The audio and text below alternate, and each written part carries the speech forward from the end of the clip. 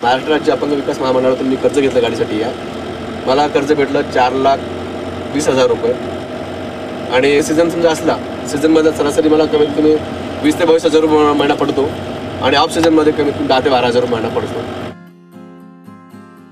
या धंद्यावर माझी फॅमिली अवलंबून आहे.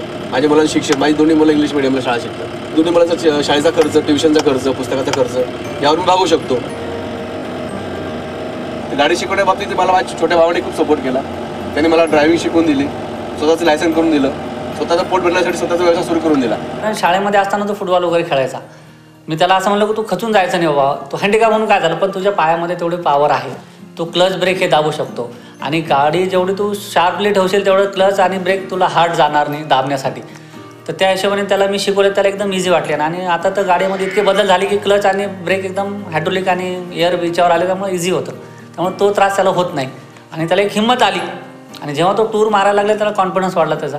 भाऊ जेव्हा शिकला, भरपूर शिकला आणि नोकरीसाठी प्रयत्न पण भरपूर केले. पण प्रत्येक ठिकाणी नोकरीसाठी पैशाची डिमांड किंवा काहीतरी अडचणी आल्या, तर मी म्हणलं तिथं पैसा भरोसावर आपण धंदा करावा.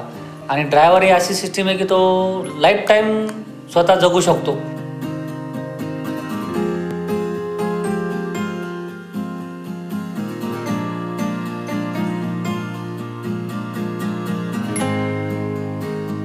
ही गाडी समजा मी किती ऑफिसला दिली, समजा एखाद्या गव्हर्नमेंट ऑफिसला, तर मला कमीत कमी 25,000 रुपये महिना गव्हर्नमेंट ऑफिस देऊ शकते. म्हणजे कसं शासन थोडी मदत केली समजा, किंवा वित्त महामंडळाकडून ज्या गाड्या अवेलेबल केलेल्या आहेत आपल्याला सबसिडीसाठी, त्या गाड्या कधी यांनी ऑब्जर कधी केल्या समजा ऑलरेडी परमिटच्या गाड्या, जेणेकरून मला जो 15,000 महिना पडणारा जो महिना आहे तो मला वाढून 25,000 रुपये महिना पडू शकतो.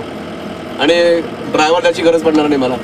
त्याच्यामुळे माझं घराचं म्हणजे माझं जे उत्पन्न आहे ते वाढू शकतं, त्याची माझी प्रगती होऊ शकते आणि मुलाचं शिक्षण वाढू शकतं, माझं करू शकतो. लहानपणापासून त्याला खूप शौक होता गाड्याचा. म्हणजे नेहमी गाडीच चालवायचा तो, छोटी मोठी. जसं त्याला कळायला लागलं तसं मोठ्यापणी पण त्याचाच छंद होता त्याला गाडीचा.